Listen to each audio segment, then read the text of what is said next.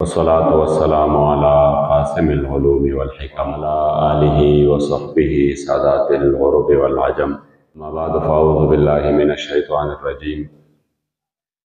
बिस्मिल्लाहिर रहमानिर रहीम। क़ाला अल्लाहु तबारक व तआला फ़ी कलामिल मजीद व फ़ुरक़ानिहिल हमीद। मिनल मुअमिनीना रिजालुन सदक़ू मा अहादुल्लाह अलैहि फ़मिनहुम मन क़ज़ा नहबह वमिनहुम मन यंतज़िर वमा बद्दलू तब्दीला। सदक़ल्लाहु मौलानल अज़ीम व सदक़ रसूलुहुन नबियुल करीमुल अमीन। हज़ार हज़ार आलम दरस्ता के हर आन महबूबा लुगे लुगे कलम नसीब मिदा ईमान महबूबा द कायनात जुमला ज़र्रे कमी रूह नकरी रब हर नफस असम परब तन कुर्बान महबूबा अजल नतर अबद हर दम दरब द इलम पशमार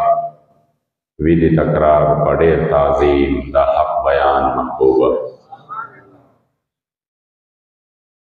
और मदीना मुनव्वरा की उसेदल मज़का वकुज़ उस्तर गुखबल महबूब तकुदरेदल मज़का रिदवान राशा तमाशा उकड़ ज़मा द जानान द आशिक़ान उतरे संग ज़ारेदल मज़का और डेर मलामती मजानान तच ज्वंदे गर्जमा असम परब दिल तखुबस खौरे के दिल मज़का और मुसाफरान मिलमाना राशि और ब्याजी पतलवार दगदायान दिल तडेर पाते के दिल मज़का और आशक़ा राशक सबूत आशक़ वरकवे दिल तदफ़ु गुज़रुन सुमर खुगे दिल मज़का और वल्लाहु ज़ुल फ़ज़्लिल अज़ीम ख़ार मोहम्मद अमीना दख़्बल रब्बुल इज़्ज़त बिया बिया फ़ज़ल के दिल मज़का क़ालल्लाहु तबारक व तआला फ़ी शान नबिय्यिना मुख़बिरन व आमिरा इन्नल्लाह व मलाइकतहु युसल्लूना अलन नबी या अय्युहल्लज़ीना आमनू सल्लु अलैहि व सल्लिमू तस्लीमा। शौक़ व मोहब्बत से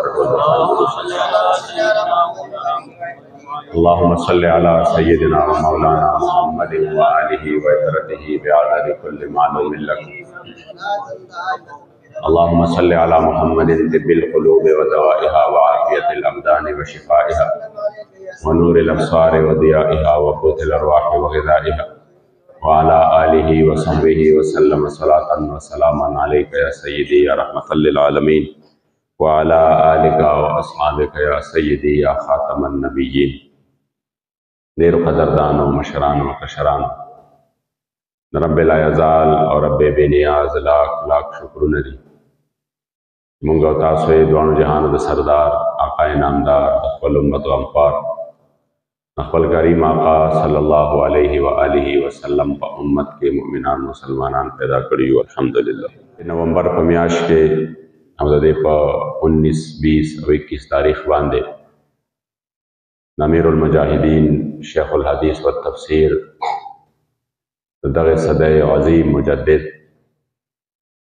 महबूब अलैहिस्सलातु वस्सलाम पैश के फ़ना फ़ी ख़ातमिन नबिय्यीन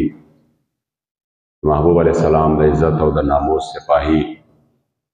चाचे दे उम्मत आगा उद ज़मीर ब्यारा बेदार को मुसलमानान ते अज़ीम बेदारी वर्कला द अगलोए और अज़ीम शख्सियत हज़रत शेखुल हदीस व तफसीर अल्लामा खादिम हुसैन रज़वी रहमतुल्लाहि तआला अलैहि व नव्वरल्लाहु मरक़दहु शरीफ उर्स मुबारक मनावेगी और दागद विसाल रज़ी दा मुबारक रेलवे शख्सियतों यदा से कोरने की पैदाश हो चाहे कोरने रिवायती तौर बांधे सदा अस्ताने मालिक नो ज़ेर गढ़ पीर साहब जुए नो देर लुए उस्ताद जुए नो लुए जागीरदार बचे नो जोड़े आम कोरने की दा मुबारक पैदा शवे दे या ब्याह वालिद साहब चे दे दा चलता से दे लुए शख्सियत या दाग पगदे मान नास इंसान नो खपल मान दी मुबारक वाला अल्लाह करीम जल्ल जलालुहु और ढेर लुए खुदादात सलाहियत नवर कड़ी ढेर अज़ीम तक़वा अल्लाह वर करे व ढेर अज़ीम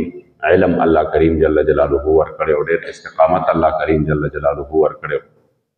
खपल शख्सियत के दुमरा खुबाए वे सिर्फ दागे पर बुनियाद बांधे बाज इंसान खुदा से भी आगा या तैयार गाड़े वर तवलाड़ी सिर्फ दे राशि चाबी पकिताओ की रवानी او باقي نور ګاډې هم بل اغستې وي او خواري هم پرې هغه کړې وي ودرول یې مغوي او بالکل سلف سټارټ یې بس صرف سټارټ کول غواړي نو داسې یو انسان ته یو پلیټ فارم میلاو شي او بعض شخصیت داسې چې هغه په خپله باندې د هر څه اغوستونکي مي بیا چلونکي مي امیر المجاهدین رحمت الله تعالی علیه هغه شخصیت و چې د طالبۍ په دور کې هم ډېرې سختۍ تېرې کړي دي ډېر د غربت او د فقر و فاقې په دور کې دې مبارکو سبق ویلی دی او بیا یې درس و تدریس کړی دی او بیا ډېر د غیرت ژوند تېر کړی دی ډېر استغنا و پکې ډېر د غیرت ژوند یې تېر کړی دی الله کریم جل جلاله بیا چې څوک دین اسلام ته ځان وقف کي د دین اسلام نه ځان قربان کي نو بیا دین متین چې دی په خپله به مبارک فرمایل چې بیا د اسلام چې دی دا د چا ملا ځمکې ته نه پرېږدي بیا د اسلام چې دی نو دا څوک ذلت او خوارۍ ته بیا نه پرېږدي اسلام بیا هغه عزتونه ورکوي انسان له چې د انسان په وهم او ګمان کې هم نه وي باباجي مبارک به په خپله فرمایل وی به زه خو په خپو باندې معذور یم او په ویل چیر باندې ناست یم نو زه خو به چېرته چوک کې ناست وی خلکو ورا باندې ړسېدلې او چا به 15 روپۍ راکولې خو چې نن دومره مینه ما سره کوي چې زما د ویل چیر ټایرونه ښکلوي او زما د لاس د ښکلولو دپاره بېتاب وي نو د هغې وجه صرف او صرف د محبوب علیه الصلاة والسلام د در د خاورو غلامي ده او دا یو داسې عجیبه بادشاهي انسان له ورکوي چې بظاهره خو انسان ملنګ ښکاري خو دې په باطن کې داسې بېتاجه بادشاه کی چې د ظاهري بادشاهانو بادشاهۍ صرف د خپل طاقته پورې وي د ظاهري طاقته پورې چې کله ورسره پاور وي چوکه ورسره په لاس کې وي فوج او فورس ورسره په لاس کې وي ایجنسۍ ورسره په لاس کې وي د هغې په زور باندې حکومت کوي خو باطني بادشاهت داسې دی چې که ښکاره دغه څیزونه وي او که نی خو په سلونو کاله پس د وفات نه هم د هغه د قبر خاورو ته هم خلک سلامونه کوي دا هغه باطني بادشاهت دی چې الله کریم جل جلاله بیا قایم کړي د خلکو په زړونو باندې چونکې د مبارک سره خو زموږ ډېر وخت تېر شوی دی او په دې باندې به زه د الله کریم جل جلاله نه ډېر لوی شکر ادا کومونږه چې رب لا یزال د یو داسې عظیمې هستۍ صحبت موږ ته نصیب کړی دی تاسو یقین وکړئ چې انسان به ورسره کېناسته او څو خبرې به ورسره وشوې نو دته به یقین حاصل شو چې زه نن د الله د ولي سره ناست وم دته به دا یقین حاصل شو چې واقعي هغه اولیاو چې موږ فضایل اورېدلي دي د خلکو نه م اورېدلي دي د هغې له چې الله کوم شان او مرتبې ورکړي دي نو پوخ یقین به دې وشو چې نن زما صحبت حقیقت کې د الله د ولي سره شوی او دا د دې مبارکو یو ډېر لوی کمالو چې الله کریم جل جلاله په هر وصف کې د خپلو خلکو او د خپلې زمانې په خلکو کې یو ډېر بې مثله بې مثاله پیدا کړی چې سخا به دې ورله وکته نو انسان به حیران شو چې د ده نه خو زه بل څوک سخي نه وینم چې عالم به دې وکته چې څنګه طریقه سره به دې مبارکو درس و تدریس کو نو انسان به وی چې د ده نه خو لوی عالم بل نشته د حضور علیه الصلاة والسلام باندې به د عزت او د ناموس کې به د غیرت خبره راغله نو تاسو یقین وکړئ داسې شخصیت و چې یو معمولي وړه خبره هم چې کوم دی نه شو برداشت کولی چې په هغې کې به یو شایبه او شبه د بیا د بې قدرې وه چې د اسلام دپاره به میدان ته د وتو وخت راغی نو بیا به دا نه وی چې زه خو مدرس یم زه خو پیر یم زما کار خو چې کوم دی زه خو امام یم زما کار خو د دې سره دی دغه د بل چا ډیوټي ده بیا به د اسلام دپاره د ټولو نه اول چې کوم دی دا مبارک په دغې وجود په حالت کې د معذورۍ په حالت کې په میدان کې و نو دې مبارک له الله کریم جل جلاله ظاهره خبره ده په یو داسې وخت کې امت راپاسو چې ډېر عجیبه عجیبه سازشونه شروع شوي د حضور علیه الصلاة والسلام مبارک نم د خلکو د لرې کولو دپاره او بیا د حضور د عزت او ناموس چې دا کوم اهمیت لري دا میدان د دې د کمولو دپاره ناشنا ناشنا واقعات عام شوي ناشنا ناشنا خبرې عامې شوې وې چا به د بوډۍ والا واقعه وې چې په حضور علیه السلام مبارک باندې به خځلې اچولې چا به وی چې کوم دی حضور علیه السلام به دشمنان معاف کول نو ګستاخان هم معاف کړئ تاسو داسې نران رالی چې تاسو هغې چې کوم دی نه معاف کوئ په داسې خبرو باندې امت مسلمه د حضور علیه السلام مبارک نه لرې کو او همدارنګې په یو داسې ټایم کې چې د ملک اکثریت چې کوم پړه لیکه طبقه و بیا په پړه لیکه کې هغه طبقه چې هغه مذهب پسند و مونږ به د هغې د خولې نه اورېدل هلته به امریکې خپل پوره اخري ظلم وکړه په ټولو اسلامي ممالکو باندې افغانستان به تباه و برباد شو د هغې په ظلم باندې هر یو نوې چې کومه اسلحه به هغې تجربه کول هغه به هلته تجربه کړه عراق یې چې کوم دی لوټې لوټې که شام او یمن یې ټوکړې ټوکړې که خو زموږ د خولې نه به صرف یو الفاظ و چې اسلام خو ډېر د امن درس ورکوي اسلام کې موږ د جهاد ذکر هم نشو کولی د تلوار ذکر هم نشو کولی بلکې موږ به په دې باندې یریدو که موږ د تلوار ذکر وکړو نو خلک به وایي چې دا خو دهشتګرد دي نو لہذا موضوع به صرف دا وه چې دا یعنې موږ کټ کیدوم ټوکړې کیدوم د هغې باوجود موږ چې وو دا دهشتګرد وو د هغې باوجود موږ ظالمان وو او هغه چا چې وجلو هغه ظالمان جوړ نشو او موږ مظلومان جوړ نشو په داسې حالت کې چې یو عجیبه غونده کې سحر د عالم کفر دغې الیکارو په د امت مسلمه باندې داسې راخور کړی چې د هغې د ختمېدو څه ښکاره طور باندې څه قسمه ګنجایش نه و چې انسان ویلی وي چې دا به ختم څنګه شي یو دا او دویم دا چې مسلمانان د نظام نه دومره لرې کړي چې د نظام خبره بچا د سره کولې نشوه اسلام نوم د دې جوړ شوی او بیا اهل سنت ځان دې ته راجوړ کړی چې بس که موږ به مړو پسې خیراتونه کوو دا زموږ د ژوند مقصد دی او کال کې به یو میلاد کوو او همدغه رنګې چې کوم دی څلوېښتی او په دې باندې به ټول عمر تقریرونه کوو او د دې په اثبات باندې به خپل په طرح کې کتابونه ګرځو بس دا د ژوند مقصد دی او دا د اسلام د ټولو نه لوی چې کوم دی څه دی د اسلام د ټولو نه لوی په دې ټایم کې زموږ د پاره چې کوم دی یو څه دی یو درس دی چې بس موږ دا کوو دا خدمت دی د اسلام وبشي په یو داسې وخت کې هغه مبارکو د قوم لا د نظام اسلام ذهن جوړ کړ او دا د ټولو نه لوی د دې مبارکو خصوصیتو یو شخصیتو ما ته به والد صاحب مبارک اکثر دا خبره کوي وی چې باباجي صاحب مبارک به فرمایل خپل نیکه مبارک عاشق صادق یاره که مال الله اتلس کسه مخلصین راکړه نو زه به په دې وطن کې د اسلام به انشاءالله نافذ شي که مال الله دې وطن کې اتلس کسه مخلصین راکړه نو په دې وطن کې به اسلام نافذ شي نو ما به سوچ کو چې په 3 کروڑو کې به په 23 کروڑو کې به 30 کروڑه کې به 10 کسه څو کی چرته 30 کروڑه بیا په هغې کې بیا داسې نظام چې د هغې د کم وخت نه جړې مضبوطې دي او انګریز مضبوطې کړي دي دا د جړلو نه راوښکل او دلته د اسلام جنډه ودرول دا به څنګه وشي او 10 کسه به څه چلو کي 10 خو ډېر محدود کسان شو خو تاسو یقین وکړئ چې کلم د امیر المجاهدین حضرت شیخ الحدیث علامه خادم حسین رضوي رحمت الله تعالی علیه ژوند وکړه او د هغه دا انقلابي ژوند مو وکړه زما یقین راغی چې باباجي مبارک چې کوم 10 کسه یاد کړي هغه داسې وو ما وی چې 10 کسه نه داسې خو چې یو کس هم راشي او الله کریم جل جلاله ولا ژوند ورکړي تاسو یقین وکړئ چې هغه یو کس صرف پاکستان نه په دنیا باندې انقلاب راوستی شي باباجي صاحب مبارک په تعلیماتو باندې صرف پاکستان کې انقلاب نه دی راغلی چرتم چې مسلمانانو زه باعمان ته لاړم په شیخوپوره کې د قادیانانو یو مرکز دی یعنی یو ځای دی هلته کې چې پوره هغې په ډېر زیات اوسېږي ما ته هغې مسلمانانو قسم وخوړ وی چې باباجي مبارک مونږ نو اورېدلې باباجي مبارک تعلیمات مونږ نو اورېدلې مونږ ته پته نه لګېده دې خلکو سره به زمونږ مړې ژوندی و دې خلکو سره به زمونږ لین دین و دې خلکو سره به چې کوم دی مونږ به وی چې څنګه نور دا هندوان دي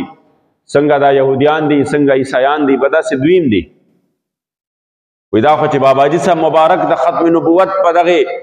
میدان کې میدان عمل ته راووته نو مونږ ته پته ولګېده چې دا کوم خلک دي یعنې د هغې شخصیت د هغه یو داسې جامع شخصیتو چې الله کریم جل جلاله والا ډېر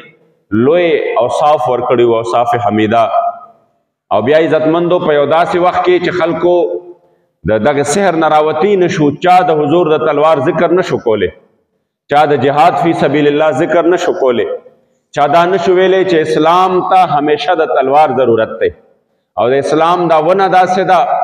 چې دې ته همیشه د وینې ضرورت دی چې تر څو پورې مسلمانان دې له خپله وینه ورکوي او تر څو پورې مسلمانان په غیرت باندې ولاړي اسلام دس د غیرت والا دین نه چې دا د بیا ملازمه کې ته نه پرېږدي بلکې په یو لنګ کې پتا باندې قیصر او کسرا خزانه او د هغوی هغه ټول سوپر پاور دړې وړې ستا قدمونو له بیا راولي. او دا صرف خبرې نه وې، دا خو خلکو په سترګو وکته، ټول خلک یو شو، ټول عالم کفر هم یو شو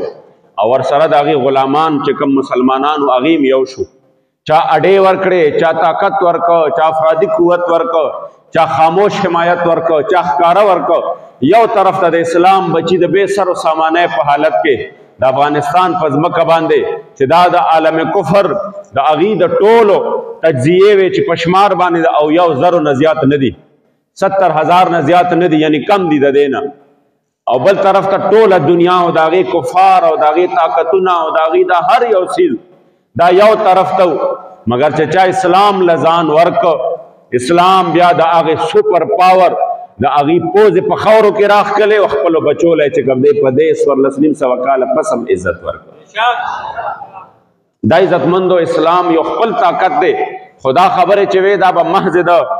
یو یعنی افسانه شانتې ښکارېده. چا به وې څنګه داسې کیدی شي په هغه ټایم کې، ځکه چې دا هر چا ذهن دا و چې مړه اوس خو دور چې دی نو دا د ټکنالوجي دی، اوس خو به خلک زرګونو کیلومیټره لرې ناست دي او هلته نه به هغه څه کوي، هغه بټنې وایي او دلته به میزایل راځي او دا ځای به تباه کېږي. اوس خو جهاد چې کم دی نو هغه به په دغه طریقه باندې کېږي. دا جذبه شوه او دا ایمانی غیرت شو، دا خبرې شوې، یعنی دا به هغې ته یو افسانې شانتې ښکاره کېدلې. په دغسې ټایم کې هم امیر المجاهدین دومره کامل یقینو په الله او د هغه په رسول باندې او په اسلام باندې چې په دعوې سره به وي چې اسلام خپل طاقت لري، اسلام خپل قوت لري. که نن هم مسلمان د اسلام په طاقت باندې ځان اسلام لور کی نو کلم چې حریم آقا مبارک بدر ته او صحابو ته وی چې بدر ته تلل دي، آیا لاړ شو که لاړ نه شو؟ یو صحابي هم دو نه وی. قسم په خدای د انسان حیران شي. دا د غیرت والا کلمه، دا د غیرت والا کلمه چې د حضور علیه الصلاۃ والسلام مبارک صحابي ویلې ده. عبدالله ابن مسعود رضی الله تعالی عنہ فقیه صحابي دی، محدث دی او یو ډېر عظیم لوی عالم دی چې لوی لوی صحابه به د درد ته ناستو، د ده نه به زده کړه کوله. مبارک فرمایي چې دا یوه جمله چې د حضور غلام حضور ته کړې ده او ورته فرمایلی دی چې یا رسول الله اته توري دي او په دې باندې موږ نه غواړې چې موږ د دومره لوی لښکر سره وجنګېږو، نو تاسو موږ نه مشوره غواړئ. حضرت مقداد سوی عبدالله ابن مسعود به فرمایل وی زما د ټول عمر عبادتونه، زما د ټول عمر درسونه، زما د ټول عمر د حدیث درس او زما فقاهت، زما د هر څه دا د حضرت مقداد د یوې جملې نظر او قربان شاه چې کومه جمله د حضور علیه السلام مبارک ته ووې کاش چې دا هر څه مالوګي لوخړه کړې وې د دغه یوې جملې نه، او دا جمله ما حضور علیه السلام مبارک ته ویلې وې چې کومه مقداد بن اسود زما کریم آقا مبارک ته وکړه. ورته وی یا رسول الله زمونږ رای غواړې د ستاسو مبارکو دا خیالي چې صحابو په زړه کې دا وي چې موږ سره خو د جنګ دپاره تور هم نشته پوره، چې تورو باندې جنګ وکړو نو جنګ به څنګه کوو، بدر ته به څنګه ځو. هغې چې کوم دی د اوښانو یخنۍ څکي، هغې لګیا دي، هغې سره مختلف قسمه خوراکونه دي، هغې سره اسونه دي، هغې سره اوښان دي، هغې سره افرادي قوت دی، زغرې دي ورسره، نیزې دي ورسره، غشي دي ورسره، ټول اسباب برابر دي، زمونږ نه تعداد هم زیات دی، مونږ سره هیڅ هم نشته. خو تاسو به څه وایې؟ نو یا رسول الله زمونږ چې کوم دی جذبات دا دي چې تاسو حکم کوئ والله چې مونږ به ستاسو نه غیر چاپېره جنګېږو. او دا خو بدر دا دی مخامخ دی، نن هم قسم دی چې انسان بدر ته ځي په ګاډي کې د ده ملا درد وکړي، ملا دومره لوی مزل دی. بدر خدا دی مخامخ دی، یا رسول الله حکم وکړه ستاسو په حکم باندې به مونږ خپل اسونه په سمندرونو باندې ور واچوو. عزتمندو دا جذبه ده چې دا جذبه امیر المجاهدین رحمت الله تعالی علیه دې قوم له ورکړه. نو حضور علیه السلام د دین دپاره د بې سر و سامانه حالت کې ودرېدل، او دا یو داسې جذبه ده چې والله العظیم یو داسې عبادت دی چې د دې عبادت دپاره حضرت عمر فاروق صاحب هغه شخصیت دی چې جانان فرمایي چې د اسمان د ستورو عمره د ده لیکې دي، د مخلوق د شمار نه بهر دي، خالق ته پته ده چې څومره دي. هغه شخصیت به فرمایل چې کاش زما دا ټول عبادتونه او دا نیکۍ دا د سیدنا ابوبکر صدیق دی هغه یوې شپې د یو ساعت نظر شه چې کوم ساعت ابوبکر صدیق د حضور علیه السلام د عزت او ناموس د حفاظت لپاره په غار ثور کې تیر کړی دی. غار ثور ته نن هم چې انسان ځي اول په ټیکسي کې لاړ شي د ټیکسي مزلو کې د هغې نه په ځوانان چې دی په لاره کې څه کوي لس لس دمې کوي او هغې چې کوم دی ډېر خلک واپس شي په یو داسې حال کې چې باقاعده طور باندې پوړۍ جوړې شوي دي باقاعده طور باندې ته خو شوق کې په مینه کې چې دلته زما محبوب علیه السلام تللی حضور نه خو مکه معظمې غوندې ښار پاتې کېده ام القرا په کلو کې د ټولو نه لوی کلی پاتې کېده او زمزم چې نه وه بیت الله شریفو حضور مبارک نه خدا پاتې کېدل د هغې باوجود چې کریم آقا مبارک دا سفر کړی دی بیا ابوبکر صدیق رضی الله تعالی عنہ ورسره عمر فاروق سے بفرمایل زما د ټول عمر عبادتونه دي د دغه یو ساعت نظر او قربان شي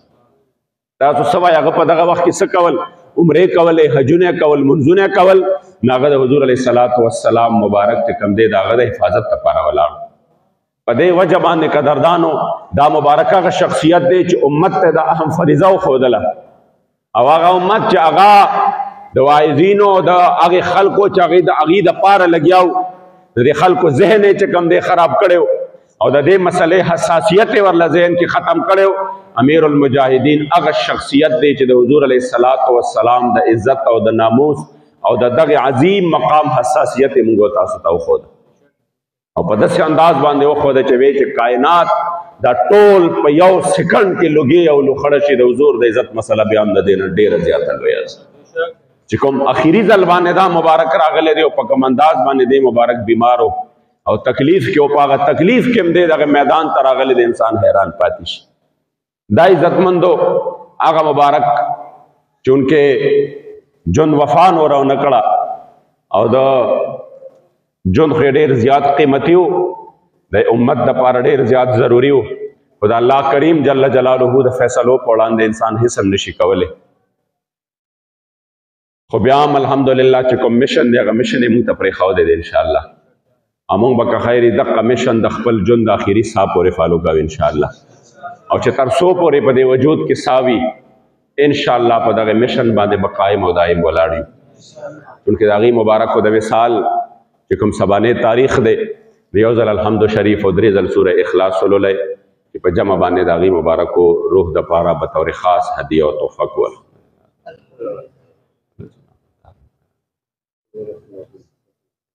صمد لم يلد ولم يولد ولم يكن له قل والله احد الله الصمد لم يلد ولم يولد قل والله احد الله الصمد امين الحمد لله رب العالمين والعاقبة للمتقين الصلاة والسلام على خير خلقه سيدنا محمد وآله واصحابه اجمعين اللہ کریم جل جلالہ سورہ فاتحہ سورہ اخلاص میں تلاوت کوم واعظ و نصیحت و شکل عظیم و دربار کې قبول و منظور کی ثوابونه دوان جانو سردار آقا انعامدار د خپل امت غمخوار د خپل کریم آقا صلی الله علیه و آله وسلم پر روح اقدس پسې هدیه تحفه تعظیما پیش کو دا غیر مبارک ډېر ډېر خوشاله کی هغه مبارک والدین کریمین جمله انبیاء کرام ازواج مطهرات صحابه کرام تابعین و تبع تابعین سلاسل اربع صاحبان سید ثقلین بالخصوص بابا جی سے مبارک تا حضرت خبل امیر المجاہدین رحمت اللہ تعالی علیہ تا بل بابا جی تا بابا تا دے ټول پرې تا څومره مشران او کشران چې دنیا نه رحلت کړی ټول ته تحفتن پیش کو ټول ارواح په خوشاله یا الله کریم جل جلاله هغه مبارک او چې په کوم مشن کې خپل شپه ورځ سوا کړی وي خدای خپل ژوند اخیری ساه پورې پاوي باندې استقامت نصیب کړه یا الله کریم هغه مبارک او چې په کوم حسرت او ارمان سره دنیا نه لاړل چې په دې وطن کې حضور علیہ السلام دین په تخت باندې اووینم خدای پاک د حضور دین تخت راواله یا الله کریم جل جلاله اسلام نافذ کا په دغه ملک او بیا دا رڼا خدای په ټوله دنیا باندې خورا کا یا الله کریم جل جلاله هغه کم مشن چې موږ ته د تحریک لبیک په صورت کې پرېښودی دی خدای پاک موږ په ډارتوب سره په اخلاص سره په استقامت سره دغه مشن سره همیشه ملګرتیا نصیب کا او یا الله کریم جل جلاله د هغې عظیم شخصیت د فیض نه موږ مستفیض ولره خدای پاک د هغې د فیض نه مستفیض ولره اولاد ته خدای پاک ډېر د خیر او د برکت او د خوشحالو ژوند ورکړه حاجي آباد شریف خدای په دین باندې قایم او دایم او آباد ولره